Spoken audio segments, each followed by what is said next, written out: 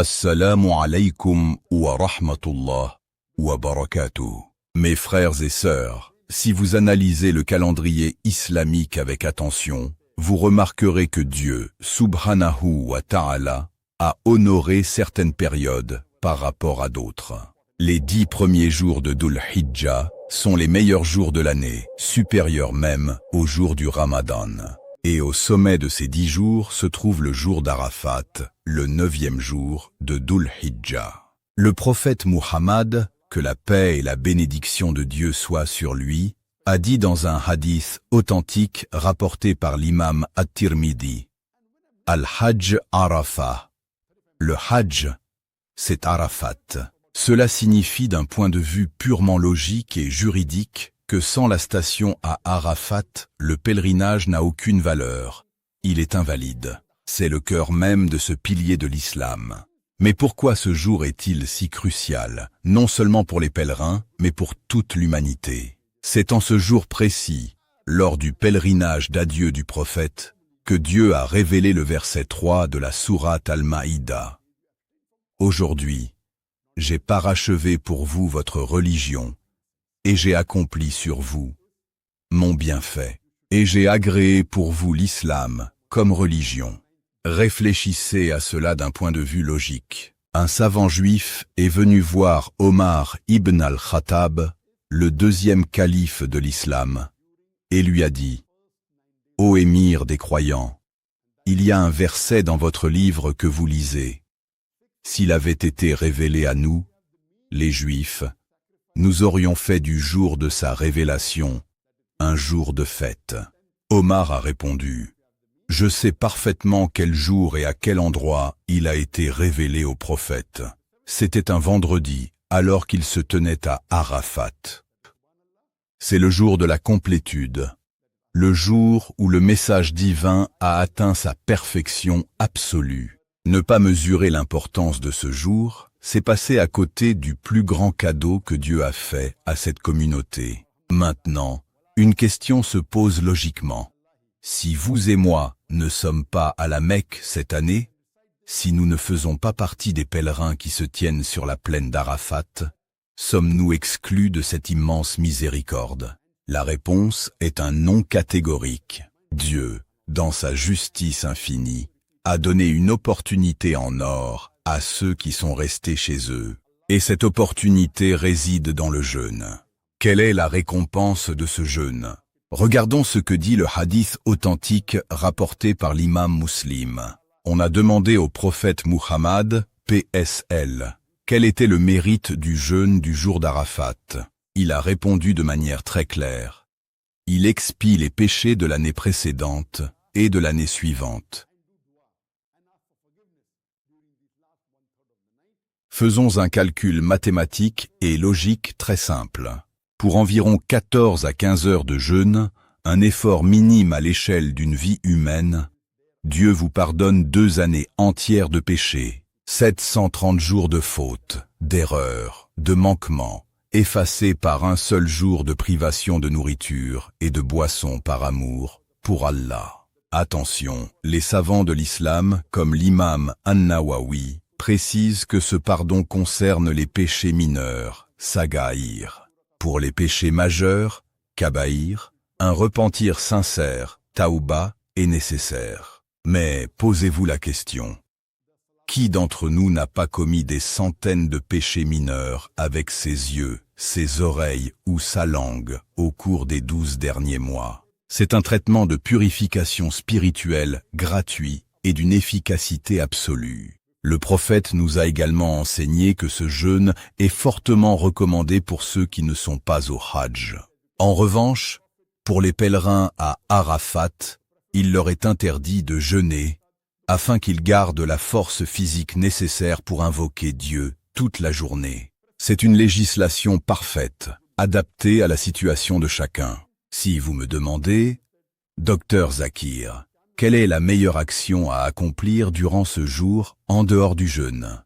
Je vous répondrai sans hésiter: l'invocation, le dua. Le jour d'Arafat est le jour de l'invocation par excellence. Le prophète Muhammad, PSL, a déclaré dans un hadith rapporté par At-Tirmidhi, la meilleure des invocations est celle du jour d'Arafat. Et il a ajouté, et la meilleure parole que j'ai prononcée, ainsi que les prophètes qui m'ont précédé, est La ilaha illa Allah, wahdahu la sharika lah, lahul mulku wa lahul hamd, wa huwa ala kulli shay'in qadir. La traduction de cette formule est d'une puissance théologique absolue. Il n'y a de divinité digne d'adoration qu'Allah, seul et sans associé. À lui appartient la royauté, à lui la louange, et il est omnipotent, capable de toutes choses. Réfléchissez à la structure de cette invocation. Ce n'est pas une demande de biens matériels, ce n'est pas une demande de richesse ou de santé. C'est une proclamation de l'unicité pure de Dieu. Le Tawhid, c'est l'essence même du message de tous les prophètes, d'Adam à Muhammad, en passant par Abraham, Moïse et Jésus. Que la paix soit sur eux tous. En répétant cette phrase des dizaines, des centaines de fois le jour d'Arafat, vous alignez votre cœur avec l'ordre cosmique et vous reconnaissez la souveraineté absolue du Créateur. C'est la clé de l'acceptation de toutes vos autres demandes. Si vous commencez vos invocations par cette formule de Tawhid, avec sincérité et conviction, vous ouvrez les portes des cieux pour que vos demandes personnelles soient exaucées par le Tout-Puissant.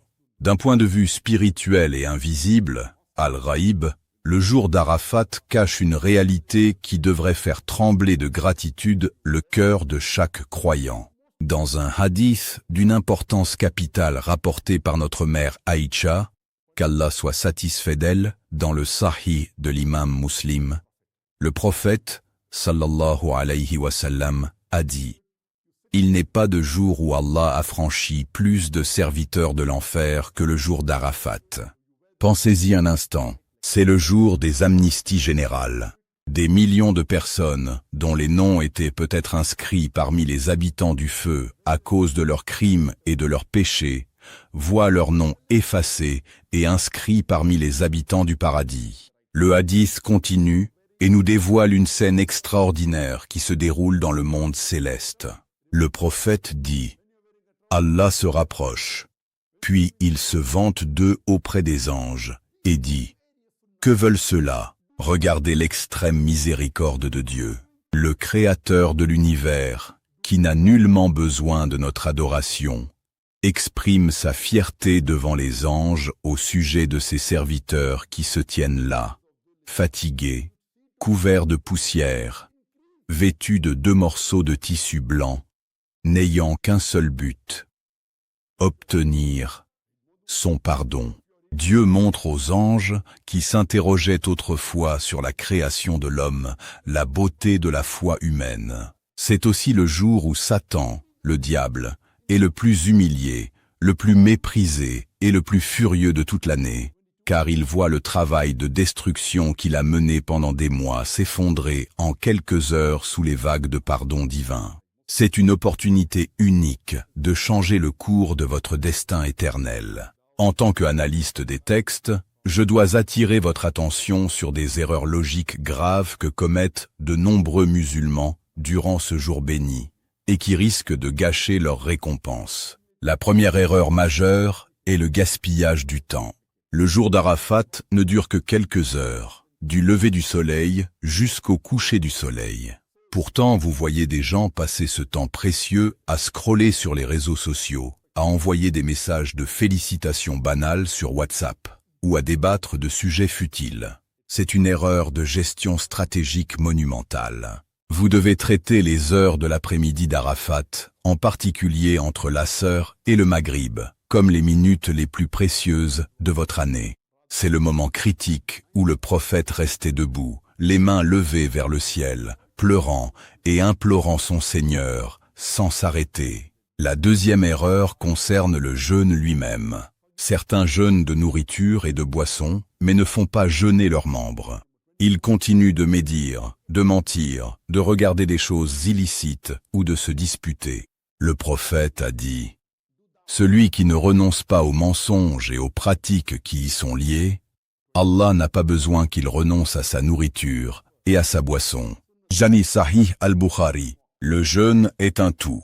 Enfin, la troisième erreur est le manque de certitude, al-yakin, lors du doua. Vous ne devez pas invoquer Dieu de manière mécanique ou en doutant.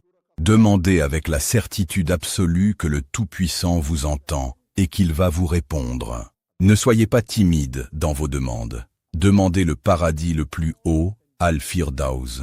Demandez la guidance pour votre famille et demandez la réussite ici-bas et dans l'au-delà. Mes frères et sœurs, pour comprendre la structure et la logique profonde des rites du Hajj et de la station à Arafat, nous devons impérativement analyser l'héritage du prophète Ibrahim, Abraham. Que la paix soit sur lui. Pourquoi l'islam accorde-t-il tant d'importance à ces événements? Parce que chaque étape de ce jour est une commémoration directe de la soumission absolue d'une famille extraordinaire face au commandement de Dieu. Le Coran consacre de nombreux passages à Ibrahim, qu'Allah qualifie de Hanif, un monothéiste pur, et de modèle pour l'humanité entière. Le jour d'Arafat et les jours de l'Aïd qui suivent célèbrent le moment le plus intense de sa vie, le test du sacrifice de son fils unique, Ismaïl. D'un point de vue rationnel, ce test peut sembler incompréhensible pour l'esprit humain. Mais sur le plan spirituel, c'était la démonstration ultime que l'amour pour le Créateur doit surpasser tout amour terrestre, même celui d'un père pour son enfant. Lorsque le diable est venu tenter Ibrahim, sa femme Hadjar et son fils Ismaïl pour les détourner de l'ordre divin, ils l'ont repoussé en lui jetant des pierres, un acte que les pèlerins reproduisent aujourd'hui à Mina. En vous tenant debout ou en jeûnant le jour d'Arafat, vous ne faites pas que suivre une tradition mécanique. Vous vous connectez directement à cette lignée prophétique. Vous déclarez à votre tour « Ô mon Seigneur, je sacrifie mon confort, ma nourriture, ma boisson et mes passions mondaines pour te prouver ma soumission en ». C'est une réactualisation de l'Alliance universelle. Comprendre le jour d'Arafat sans comprendre le sacrifice d'Ibrahim, c'est regarder un corps sans âme. C'est ce niveau de conviction et de détachement que nous devons viser pendant ces quelques heures sacrées. Si un sociologue ou un observateur non musulman me demandait « Docteur Zakir, quelle est la preuve visuelle la plus frappante de l'authenticité et de la justice de l'islam ?» Je l'emmènerai sans hésiter sur la plaine d'Arafat, le 9e jour de Dhul Hijjah. Regardez ce spectacle unique au monde. Plus de 2 millions d'êtres humains rassemblés au même endroit, au même moment, faisant exactement les mêmes gestes et prononçant les mêmes paroles. Mais le plus extraordinaire d'un point de vue logique, c'est l'abolition totale des classes sociales et des distinctions raciales. Tous les hommes sont vêtus de 2 pièces de tissu blanc sans couture, appelées l'ihram. À Arafat, vous ne pouvez pas distinguer le roi du mendiant, le milliardaire de l'ouvrier, le scientifique de l'analphabète, le blanc, le noir, l'asiatique, l'arabe. Tous sont dépouillés de leurs symboles de richesse et de pouvoir. C'est la concrétisation parfaite du verset 13 de la sourate Al-Hujurat. Le plus noble d'entre vous auprès d'Allah est le plus pieux. C'est en ce lieu même que le prophète Muhammad, PSL, a prononcé son célèbre discours d'adieu où il a proclamé la fin de toute supériorité raciale ou ethnique. De plus, ce rassemblement est une répétition générale, une métaphore visuelle grandiose du jour de la résurrection, Yaum al-Qiyamah. Tout comme nous serons tous debout, nus, sans bien matériel, attendant le jugement de Dieu, les pèlerins se tiennent debout à Arafat, à la recherche du pardon. C'est une leçon d'humilité brute. Ce jour nous rappelle que face à Allah, vos titres, votre compte en banque et votre origine ne valent rien. Seule la pureté de votre cœur et la droiture de vos actions détermineront votre valeur éternelle. Pour conclure, mes frères et sœurs, la théorie sans la pratique ne mène nulle part. En tant que communauté pragmatique, nous devons avoir un plan d'action clair pour maximiser les bénéfices du jour d'Arafat. Si vous voulez réussir ce jour, voici la stratégie en 4 étapes. Premièrement, la nuit précédente. Prenez l'intention ferme de jeûner et réveillez-vous pour le souhour, le repas avant l'aube, car il y a une bénédiction dedans.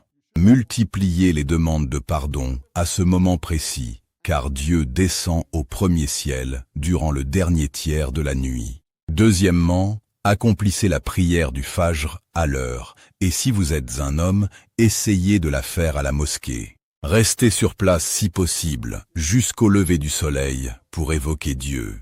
Troisièmement, tout au long de la journée, gardez votre langue humide avec le dhikr, le souvenir de Dieu, et particulièrement la formule de Tawhid que nous avons citée. La ilaha illa Allah, wahdahu la sharika la. Répétez-la sans cesse en travaillant, en marchant ou en vous reposant.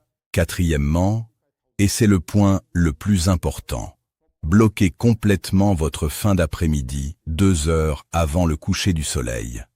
Le Maghrib. Éteignez votre téléphone portable. Isolez-vous dans une pièce ou à la mosquée. Prenez une liste écrite de vos besoins, de vos peurs, de vos rêves, et levez les mains vers le ciel. Implorez Allah avec humilité, versez des larmes de repentir, demandez-lui d'effacer votre passé et de bénir votre avenir. C'est le moment où les doigts sont acceptés et où les destins basculent. Ne laissez pas ce jour s'échapper sans avoir obtenu votre certificat d'affranchissement de l'enfer. Qu'Allah accepte vos bonnes actions et vous accorde le succès. Wa akhiru da'wana anil hamdulillahi rabbil alamin.